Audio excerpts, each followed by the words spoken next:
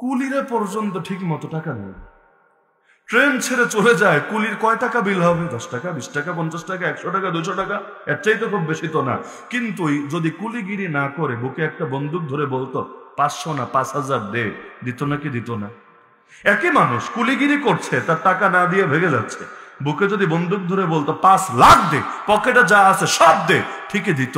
আমরাই তো খারাপ করি মানুষকে, আমরাই তো, আমাদের খাসলতের কারণে তো মানুষ বাধ্য হয় এগুলোতে জড়াতে।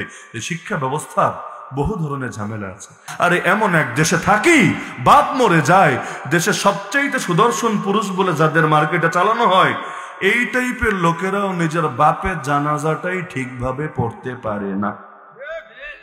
এর চাইতে বড় ব্যর্থতা একটা বাপের জন্য কি হতে পারে? সে মরে লাশ হয়ে পড়ে আছে, হুজুর জানাজায় শরীক, সবাই জানাজায় শরীক, সবাই নামাজে দাঁড়িয়ে দোয়া করছে, আল্লাহুম্মা গফির লি হাইয়িনা ওয়া মাইয়িতিনা ওয়া শাহিদিনা ওয়া গায়িবিনা।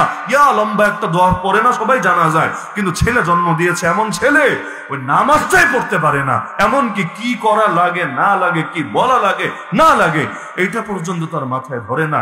বাবা হিসাবে এর চাইতে বড় ব্যর্থতা আমার নজরে কিছু হতেই পারে। তো দরকার তো ছিল ওই লেভেলে অন্তত বাচ্চাদের ধর্ম শিক্ষক দিবে, যাতে অন্তত সূরা কেরাত শেখে, অন্তত নামাজটা শেখে। নামাজ ডেইলি লাগবে না? গান জীবনে কয়বার লাগবে বলেন?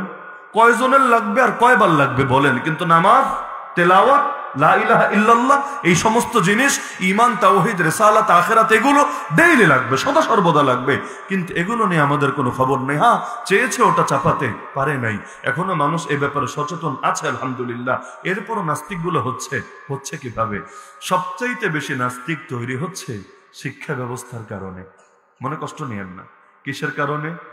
এই ব্রিটিশরা এসে এক দেশে কত রকম শিক্ষা ঢুকিয়েছে। নিয়ম হলো দেশ একটা, শিক্ষা ব্যবস্থাও থাকবে একরকম, ব্যাস। জগা খিচুড়ি আবার কিসব? এক দেশে একরকম শিক্ষা ব্যবস্থা, ব্যাস।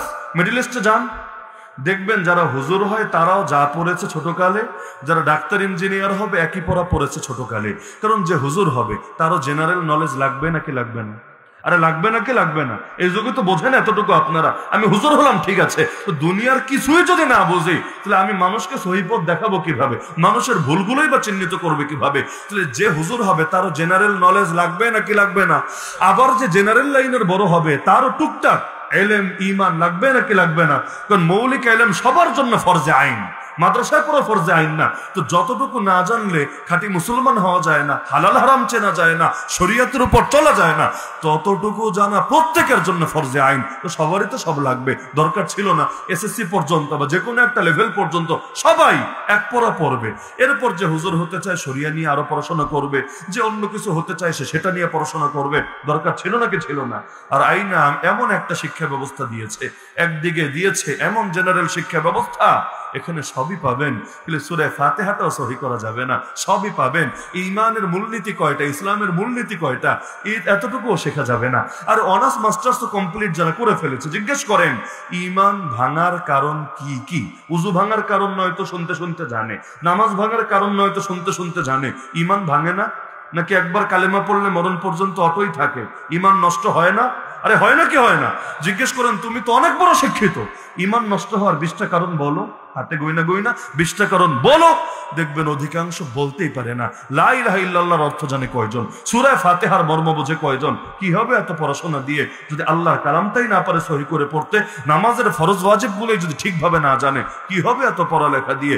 গাছের শিকড়ে যদি কাঁটা থাকে, ডালপালার আর কি দাম থাকে? 2 দিন হয়তো সবুজ থাকবে, এরপর যখন এটা মরবে তখন আফসোস ছাড়া আর কি করার থাকবে? এজন্য শিকড় তো ঠিক রাখতে হবে, এরপর না যা হওয়ার তা হবে। তো এই যে ধর্মমুক্ত শিক্ষা ব্যবস্থা এমন এক পরিণতির দিকে আমাদের নিয়ে যাচ্ছে, চোখের সামনে পুরো প্রজন্ম নষ্ট হয়ে যাচ্ছে। শরীফ গিয়া শরীফা হয়ে যাচ্ছে, আস্তিক গিয়া নাস্তিক হয়ে যাচ্ছে, মুসলিম গিয়া মডারেট হয়ে যাচ্ছে। কি যে এক জামানায় ফিতনায় আল্লাহ আমাদেরকে ফেলেছে। আল্লাহ এগুলো থেকে হেফাজত করুন। সমাধান কি? সমাধান হলো সবাই মাদ্রাসায় করবে, এটা সমাধান? সবাই যদি হুজুর হয় ডাক্তার কে হবে? সবাই যদি হুজুর হয়, হুজুরের বউয়ের যদি সিজার লাগে ওইটাই বা কে করাবে? দুনিয়া তো সবই লাগবে, হুজুরের বিল্ডিং বানানো লাগলে ইঞ্জিনিয়ার কোত্থেকে আসবে যদি ওগুলো নিয়ে ওকে পড়াশোনা না করে? সমাধান এটা না সবাই মাদ্রাসায় আসবে, সমাধান এটা স্কুল কলেজেও ধর্মের বেসিক সম্পর্কে জানার ব্যবস্থা রাখতে হবে, আর ধর্মের সঙ্গে সাংঘর্ষিক সবকিছু দূর করতে হবে। বড় বড় দুর্নীতিবাজ কোত্থেকে তৈরি হয় দেখেন না। মূর্খ মানুষ কয় টাকা দুর্নীতি করতে পারে? কয় টাকা? 10 টাকা, 20 টাকা, 30 টাকা। সাধারণ মানুষের ভাই হিসাবও তো সামান্য। যদি আমাদের এগুলো আবার তেজ বেশি, মসজিদে জোতাচোর পাইলে কি করেন? মারতে মারতে একদম মাইরেই ফেলার অবস্থা করেন। অপরদিকে যারা পুরো দেশটাই চুরি করে ফেলে, ওদেরকে কি করেন? ওদেরকে বিশেষ বিশেষ বাহিনীরা সালাম দিয়ে সুন্দর করে পাস করার ব্যবস্থা করে দেয়। এটাই তো হলো দুনিয়ার বাস্তবতা। ছোট চোরের কপালে দুঃখে শেষ নাই, আর বড় বড় চোরের নিয়ে কিছু বলারও সুযোগ নাই। বাংলাদেশে যতগুলো নেতা আছে, যদি চোরদের সাজা হলো হাত কাটা, এই শাস্তি বাস্তবায়ন করা হয়, কয়জন নেতার হাত থাকবে আমারে বলেন? শরীয়ত নিয়ে যে অনেকের চুলকানি, শরীয়তের আইন লাগবে না কেন চায় জানেন? কারণ হলো শরীয়তের আইন বাস্তবায়ন হলে একটা সিল লাগবে, সিল। সবার আগে চোরের হাত যখন কাটা হবে, হাতই যদি না থাকে, এটা তো সারা জীবন ভাই মার্কা মারা হয়ে থাকবে। এটা তো এমন কিছু না যেটা ঢেকে ঢুকে রাখা যাবে। পেট ঢাকা যায়, বুক ঢাকা যায়, রান ঢাকা যায়, পায়ের কিছু অংশ ঢাকা যায়, কিন্তু এইটা কেমনে ঢাইকা রাখবে? আর হাত না থাকলে, হাতে তো কোনো কিছু পইরা থেকেও ডালার করার সুযোগ নাই।